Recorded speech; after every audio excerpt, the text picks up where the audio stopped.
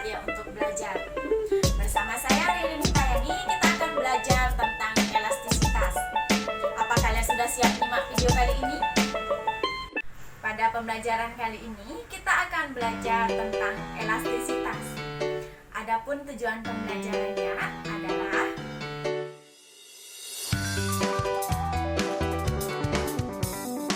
ketika kita mendengar kata elastisitas, yang sering terlintas di pikiran kita mungkin ada karet gelang ataupun pegas.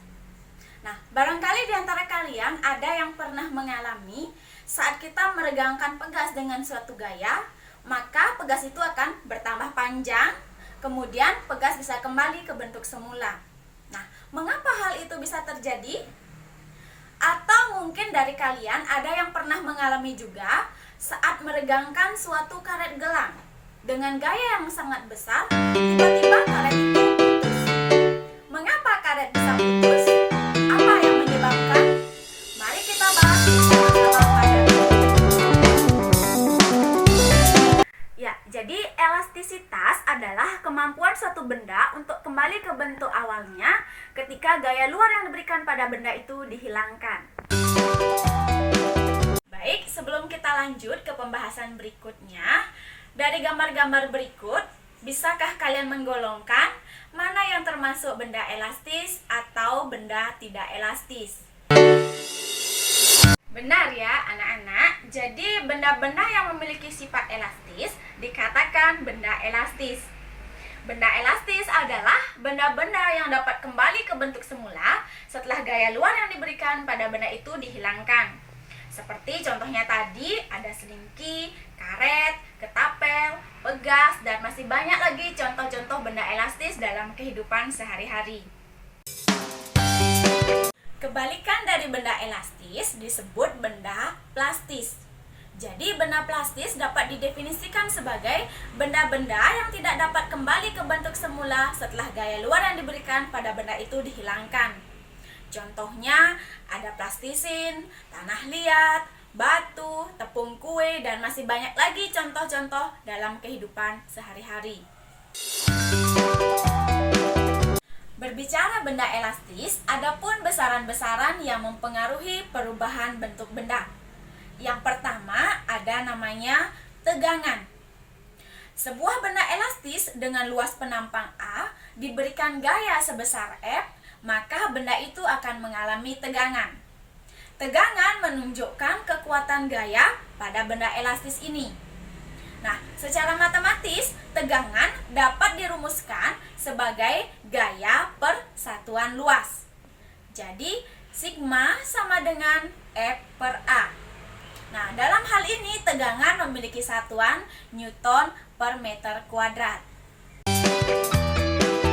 Regangan atau strain dapat didefinisikan sebagai perbandingan antara pertambahan panjang benda dengan panjang mula-mulanya. Jadi secara matematis dapat dirumuskan E sama dengan delta L per L0. Regangan dalam hal ini tidak memiliki satuan ya anak-anak. Modulus elastisitas atau yang sering dikenal dengan modulus Young adalah perbandingan antara tegangan dengan regangan. Secara matematis dapat dirumuskan Y sama dengan sigma per E kecil.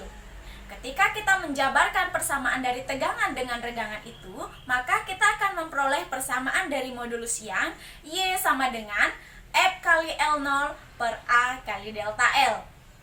Modulus yang di sini memiliki satuan Newton per meter kuadrat. Setiap benda elastis akan memiliki batas keelastisitasan. Nah, batas elastis ini ditunjukkan oleh nilai dari modulus elastisitas atau modulus yang tadi. Adapun hubungan antara tegangan dengan regangan dapat dijelaskan pada grafik berikut. Tegangan berbanding lurus dengan regangan. Pada grafik ini ditunjukkan oleh garis dari O ke A. Daerah ini disebut juga dengan daerah proporsionalitas. Nah, kemudian titik B itu merupakan batas elastis atau sering dikenal dengan yield point. Daerah dari A ke B dikatakan sebagai daerah deformasi elastis. Pada daerah ini, benda akan mengalami kehilangan sifat elastisnya dan berubah sifat menjadi sifat plastis. Daerah dari C ke D adalah daerah deformasi plastis. Titik D adalah titik patah atau putusnya suatu benda. Bagaimana anak-anak? Apakah bisa dipahami? Mari kita coba mengulangi soal. Seutas kawat dengan luas penampang 4 mm kuadrat ditarik oleh gaya 3,2 Newton hingga panjangnya bertambah dari 80 cm menjadi 80,04 cm. Hitunglah tegangan, regangan, dan modulus elastis dari kawat ini. Nah, dari soal dapat diketahui bahwa luas penampang atau A sama dengan 4 mm kuadrat. Nah, itu akan setara dengan 4 kali 10 pangkat min 6 meter kuadrat. Selanjutnya, gaya F sama dengan 3,2 Newton. Panjang mula-mula L0 sama dengan 80 cm yang sama dengan 80 kali 10 pangkat min 2 meter. Kemudian ada pertambahan panjangnya, delta L itu sebesar 0,04 kali 10 pangkat min 2 meter.